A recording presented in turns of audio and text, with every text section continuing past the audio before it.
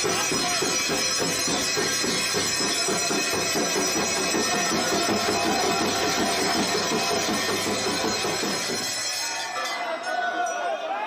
Friends, स्वागत है आपका आज के वीडियो में। आज के वीडियो में हम 12 ज्योतिर्लिंगों के दर्शन करेंगे।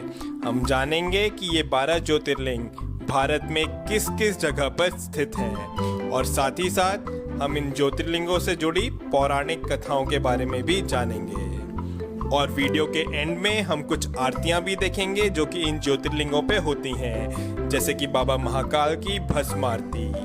और वीडियो स्टार को सब्सक्राइब नहीं किया है तो प्लीज इसे सब्सक्राइब भी करें। तो चलिए स्टार्ट करते हैं अपने आज के वीडियो से। सोमनाथ ज्योतिर्लिंग, गुजरात। सोमनाथ ज्योतिर्लिंग 12 ज्योतिर्लिंगों में से पहला ज्योतिर्लिंग है और ये गुजरात के सौराष्ट्र में स्थित है। इस ज्योतिर्लिंग का संबंध स्वयं चंद्रदेव से है, तभी इसका नाम सोमनाथ है। इसके पीछे की पौराणिक कथा कुछ इस तरह से है। चंद्रदेव की शादी दक्ष की 27 बेटियों के साथ हुई थी। इन 27 रानियों में से चंद्रदेव रोहिणी नामक रानी का ज्यादा ध्यान रखते थे और बाकी रानियों पे ध्यान नहीं देते थे। इस पर क्रोधित होकर के दक्ष ने चंद्रदेव को श्राप दिया कि चंद्रदेव की रोशनी का तेज कम होता जाएगा। इस श्राप से बचने के लिए चंद्रदेव ने भगवान शिव की आराधना करी और इस पर प्रसन्न होकर के भगवान शिव ने चंद्रदेव को इस श्राप से मुक्त किया। पौराणिक कथाओं के अनुसार माना जाता है कि चंद्रदेव ने ये मंदिर सोने का बनवाया था।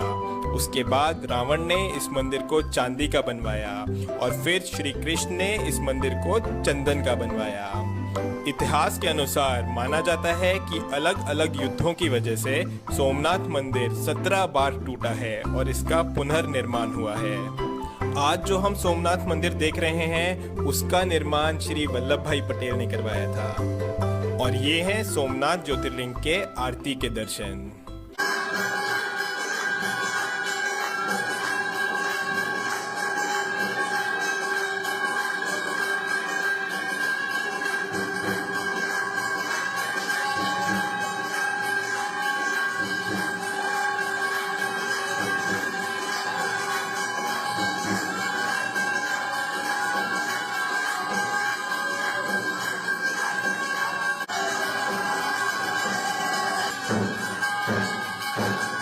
मल्लिकार्जुन ज्योतिर्लिंग, श्रीशैलम। मल्लिकार्जुन ज्योतिर्लिंग आंध्र प्रदेश में श्रीशैलम नाम की जगह में कृष्णा नदी के तट पर स्थित है। इसकी पौराणिक कथा कुछ इस तरह है। जब भगवान गणेश और भगवान कार्तिकेय की शादी की बात चल रही थी तब प्रश्न ये उठा कि किसकी शादी पहले होगी। इसका निर्णय करने के लिए भगवान शिव ने दोनों को विश्व का चक्कर लगा करके आने को कहा। इस पर भगवान कार्तिकेय अपना वाहन लेकर के निकल गए, लेकिन गणेश जी ने चतुराई दिखाई और भगवान शिव और पार्वती के ही 7 चक्कर लगा लिए। जब भगवान कार्तिकेय वापस लौटे तो उन्हें लगा कि उनके साथ छल हुआ है और वो रूठ करके कैलाश छोड़ करके क्रौंजा पर्वत पर जाकर रहने लगे। माता पार्वती के कई बार समझाने पर भी उन्होंने अपना हट नहीं छोड़ा और वो कैलाश वापस नहीं आए। तब भगवान शिव और माता पार्वती स्वयं ही कैलाश छोड़ करके श्रीशैलम में आकर के रहने लगे और इस तरह से ये प्रसिद्ध हुआ मल्लिकार्जुन ज्योतिर्लिंग के नाम से।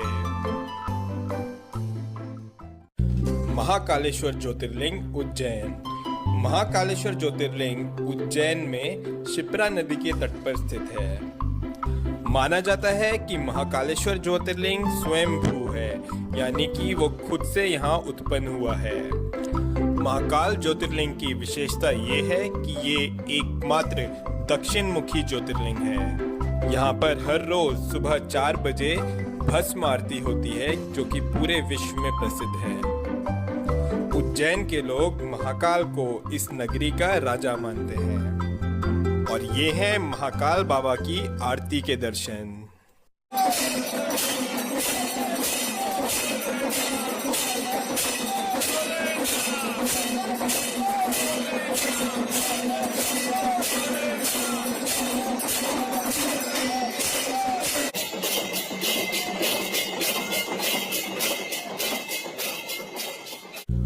ओमकारेश्वर ज्योतिर्लिंग, मध्य प्रदेश। मध्य प्रदेश में महाकाल बाबा के अलावा ओमकारेश्वर ज्योतिर्लिंग भी है। ये ज्योतिर्लिंग इंदौर के पास खांडवा डिस्ट्रिक्ट में नर्मदा नदी के तट पर स्थित है। ये ज्योतिर्लिंग जिस पहाड़ पर है वो पहाड़ नर्मदा नदी के बीच एक द्वीप है। इस पहाड़ के चारों ओर नर्मदा नदी बहती है और इस वजह से ये पहाड़ ओम के आकार में है और तभी इस ज्योतिर्लिंग को ओमकारेश्वर के नाम से जाना जाता है।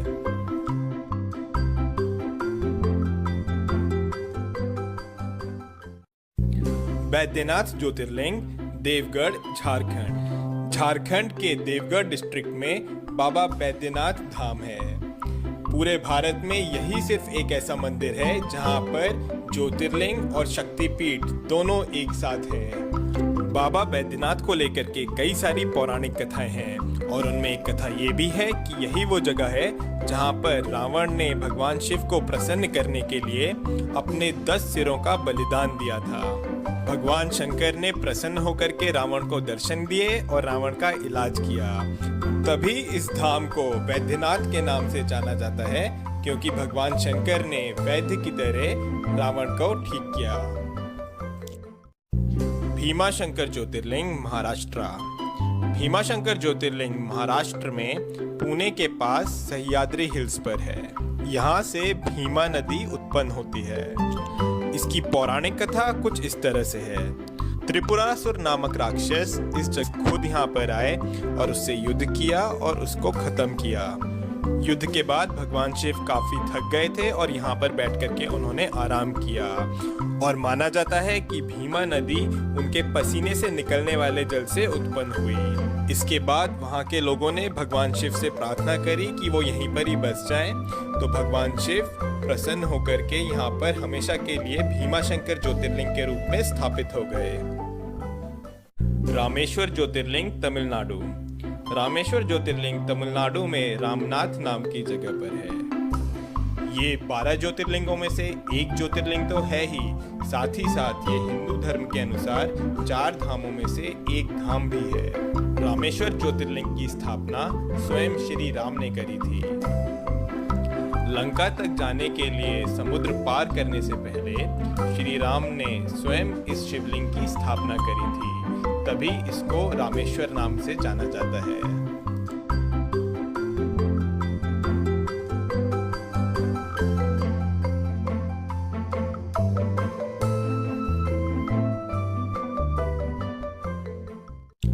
नागेश्वर ज्योतिर्लिंग गुजरात।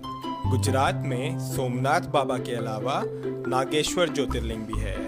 ये ज्योतिर्लिंग गुजरात में द्वारका के पास दारुकावना नामक जंगल में स्थित है। ये ज्योतिर्लिंग बाबा शंकर के नागों के रूप को दर्शाता है। शिव पुराण के अनुसार इसकी एक कथा भी है। माना जाता है कि यहाँ पर एक राक्षस का जोड़ा रहता था जिसका नाम था दारुका और दारुकी। दारुकी माता पार्वती की भक्त थी और उसे माता पार्वती से वरदान भी मिला हुआ था, लेकिन दारुका वो यहाँ पे काफी उत्पात मचाने लगा और यहाँ के लोगों को परेशान करने लगा। उसने सुप्रिया नामक एक शिव भक्त को कई अन्य लोगों के साथ बंदी बना लिया। इस पर सब लोगों ने शिव जाप शुरू कर दिया और तब शिव ने उनकी रक्षा के लिए यहाँ पर ज्योतिर्लिंग का रूप लिया। तब से यहाँ पर भगवान शिव नागेश्वर ज्योतिर्लिंग के रूप में विराजमान हैं। विश्वनाथ ज्योतिर्लिंग बनारस। उत्तर प्रदेश के बनारस शहर में विश्वनाथ ज्योतिर्लिंग है। बनारस जिसे कि दुनिया का नदी के तट पर बसी हुई है। काशी विश्वनाथ जी के दर्शन आदि शंकराचार्य जी जैसे कई ऋषि मुनियों ने करे हुए हैं। इस स्थान के बारे में मान्यता है कि अगर प्रलय भी आएगी तो काशी विश्वनाथ बचा रहेगा।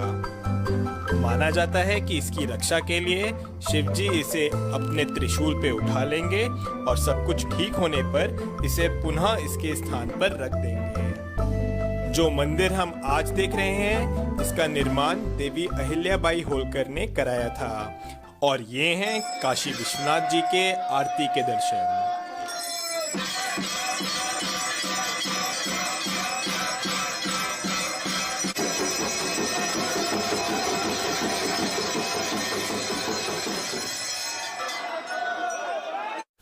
त्र्यंबकेश्वर ज्योतिर्लिंग नासिक महाराष्ट्र ज्योतिर्लिंग है। ये ज्योतिर्लिंग ब्रह्मगिरी पर्वत के पास है और ब्रह्मगिरी पर्वत से गोदावरी नदी उत्पन्न होती है। माना जाता है कि गौतम ऋषि और गोदावरी नदी के आग्रह करने पर भगवान शिव ने यहाँ पर ज्योतिर्लिंग का रूप लिया।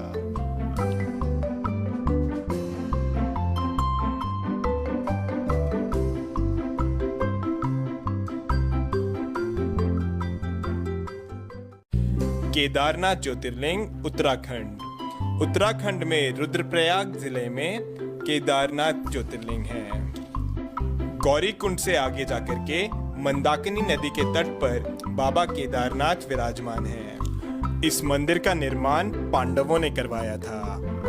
महाभारत के युद्ध के पश्चात पांडव अपने भाइयों की हत्या के पाप से मुक्त होना चाहते थे, इसलिए वो भगवान शंकर के दर्शन चाहते थे, पर भगवान शिव उनसे रुष्ट थे, इसलिए उन्हें दर्शन नहीं देना चाह रहे थे और इसलिए भगवान शिव बैल का रूप धारण करके केदारनाथ पहुंच गए। लेकिन पांडव उनका पीछा करते करते केदारनाथ भी आ गए।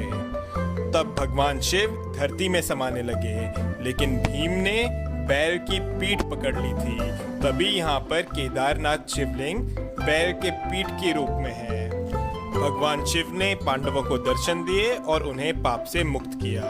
पांडवों ने यहाँ पर फिर केदारनाथ मंदिर का निर्माण करवाया।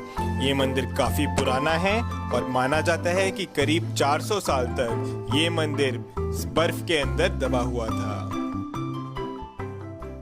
कृष्णेश्वर ज्योतिर्लिंग महाराष्ट्र में औरंगाबाद के पास एलोरा केव्स हैं और इन्हीं एलोरा केव्स के पास में है कृष्णेश्वर ज्योतिर्लिंग। इस ज्योतिर्लिंग की मान्यता ये है कि यहाँ पर घुष्मा नाम की एक शिव भक्त थी। उसके पुत्र को उसकी ही बहन ने छल से मारा था। अपनी भक्त पर इस तरह के अन्याय को देख भगवान शिव यहाँ पर प्रकट हुए और घुष्मा को दर्शन दिए और इसके बाद भगवान शिव यहाँ पर ज्योतिर्लिंग के रूप में स्थापित हो गए। तो ये हैं हमारे 12 ज्योतिर्लिंग। सौराष्ट्र सोमनाथम च श्रीशैले मल्लिकार्जुनम, उज्जैन्याम महाकालम ओमकारम अमलेश्वरम, परल्याम वैद्यनाथम च डाकन्याम भीमशंकरम, सेतुबंदे तु रामेशम नागेशम दारुकावने, वाराणस्याम तु विश्वेशम त्र्यंबकम गौतमी तटे, हिमालय तु केदारम घुष्मेशम च शिवालय। ओम नमः शिवाय। और ये हैं कुछ वीडियोस जो यहाँ की आरतियों की हैं।